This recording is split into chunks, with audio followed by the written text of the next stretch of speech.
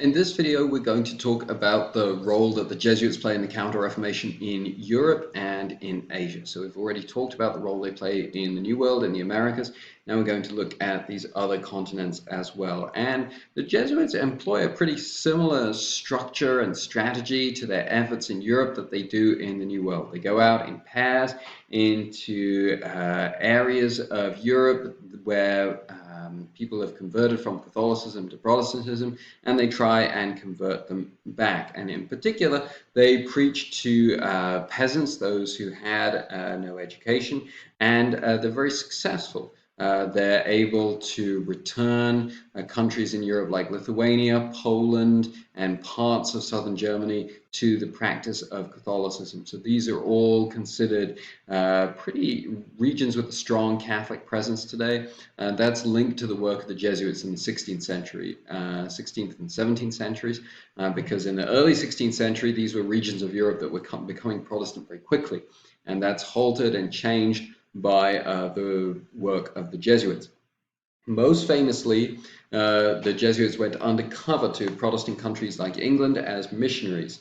Here they operated in secret, they faced torture and death if they were captured, and they tried to bring the sacraments and Catholic practices in secret to those who were practicing Catholicism secretly because of, let's say, the regulations established by Elizabeth I. The most famous of these missionaries to England was a man named Edmund Campion. He was the son of a bookseller.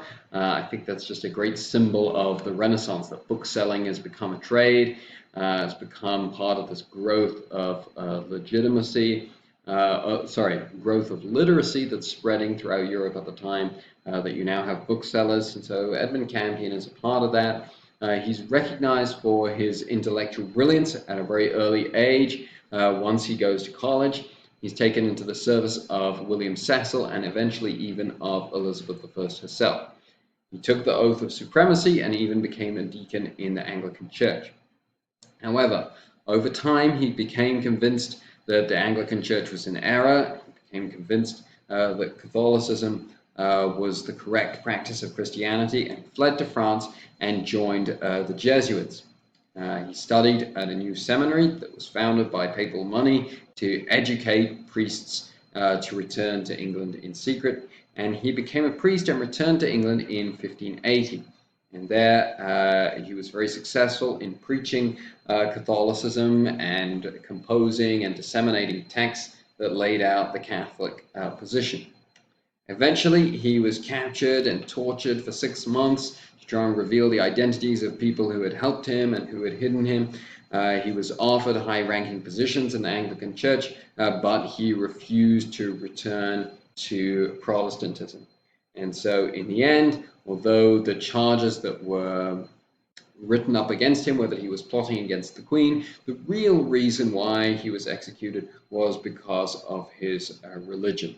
And so you can see the knife that's sticking out of his chest in this picture, and the rope that's tied around his neck. This is a common practice among depictions of Catholic saints that were martyred to show the instruments by which they were martyred. And so Edmund Campion was first the typical practice of executing traitors in England at the time. He was hung. That's what the rope is for. But then before the person was fully dead, they would be taken down, and their innards would be cut out to finish them off. So it's a very brutal form of execution designed to discourage others from going against the power of the king or queen. The Jesuits were also missionaries to Asia. One of the most famous of these missionaries was one of Ignatius' very first companions, whose name is Francis Xavier. And Francis Xavier was from Navarre, Spain. You might remember when we talked about the unification of Spain. Navarre was one of the kingdoms that ends up getting swallowed up by Ferdinand and Isabel. And so this kingdom gets subsumed into the unified Spain, and Francis Xavier, despite being a member of this royal family, a lot of his family's possessions are gone. And so instead he goes to Paris for an education. He had a reputation as a great athlete, in particular as a jumper, and he goes to Paris as an older student, and is convinced by Ignatius to become one of his original companions. And so, and then at the last minute, when the missionary was scheduled to go to Asia falls sick, Ignatius, with some misgivings, so Francis Xavier wasn't his first choice, Ignatius chooses him to go. And so he is sent to India as a missionary. So this is a huge change, so representative of this period that we're studying, where you have an individual who family situation totally changed for the worse. He was able to achieve high-profile education. His destiny that will make him famous for the rest of history will lie on the other side of the world. This was the fluidity of global society, but especially European society during the Renaissance. And so Francis preaches and teaches the Portuguese settlers in India and their children.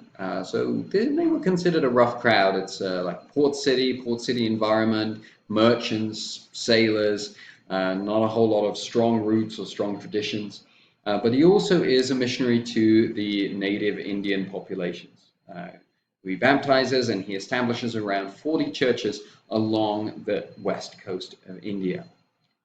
Sometimes his work in trying to convert Indians to Christianity is opposed because Christianity was seen as opposing the traditional Indian caste system. That's a system of social exclusion in traditional Indian society. And so at one point, Francis Xavier was even shot with arrows by those who felt that he was undermining this system. Francis also travels to Southeast Asia, and in Southeast Asia he meets a man named Xavier, who had heard about Francis and had come to meet him. And Xavier will become the first Japanese Christian in 1549. So you can see how even 30 years after Martin Luther and this great division that's taking place in European Christianity, the influence of European Christianity is expanding further and further abroad. So now we've reached the outer eastern edges of Asia, with the beginnings of missions to Japan. And so Francis is going to come to Japan in that same year. He's going to work with the rulers. He was not always allowed to preach Christianity, but he was nearly always on good terms with the rulers. He struggled with the Japanese language, but he also demonstrated the Jesuits' ability to blend in with the culture or adapt to the culture. Whereas in Europe at the time, part of what made the Jesuits successful was that they were seen as more humble than the previous generation of priests and bishops who were more concerned about money and politics. And the Jesuits always dressed very humbly and lived very simply. Francis found that in Japan, this didn't encourage people to convert to Christianity. People were looking for grandeur and dignity in a religious leader. And so he changed the way he portrayed himself to better encourage native Japanese populations to convert to Christianity. Francis attempts to travel to China in 1552, but dies of a fever on his journey, and his body is returned to India, where it is buried, and you can see the site where the body is venerated today in India. He had visited so many countries, he had baptized thousands of people, and it had happened really in just 10 years, from the early 1540s to the early 1550s. His legacy that's important, but it's consistent with the ethos of the Jesuits, is that he encouraged missionaries to learn the language and culture of their audiences, but he also encouraged the converts to adopt Western clothing and culture. So Francis Xavier's approach to missions was certainly to adapt as much as possible to the local culture, but also to introduce aspects of European culture as well. Another famous Jesuit missionary was Matteo Richie, who successfully traveled to China. And Richie even more encouraged that the Jesuits adopt and take on the cultural customs of the people that they were working among.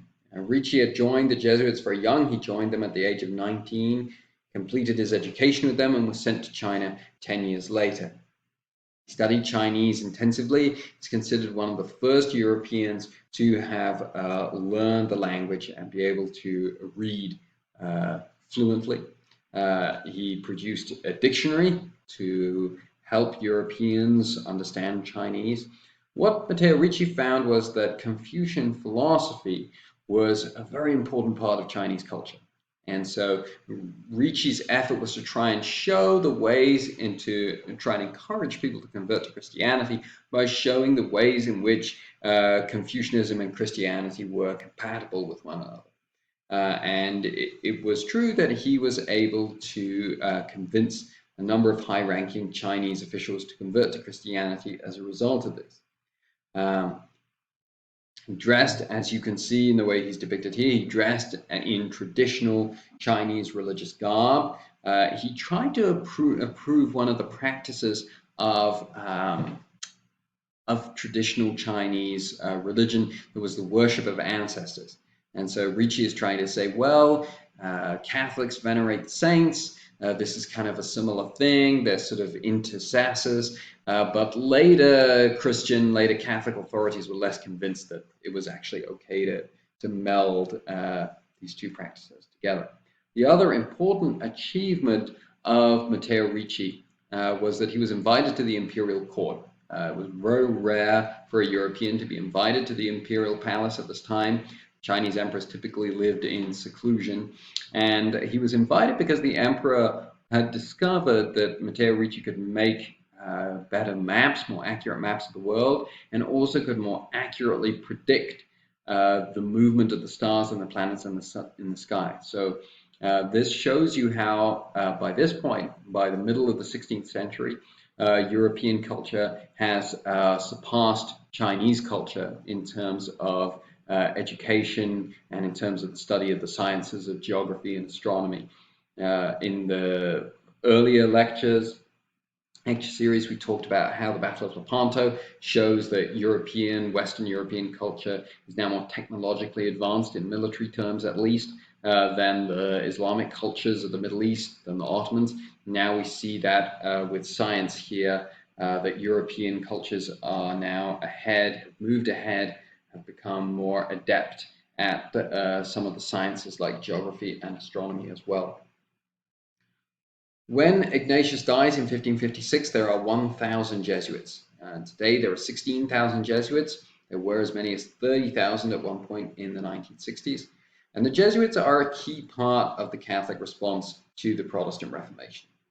Much needed restoration of religious motivation and missionary zeal. They symbolize the Renaissance through their commitment to learning. They symbolize also the world of the 16th and 17th centuries, in which Christianity was increasingly divided, but in which European influence continued to expand throughout the globe.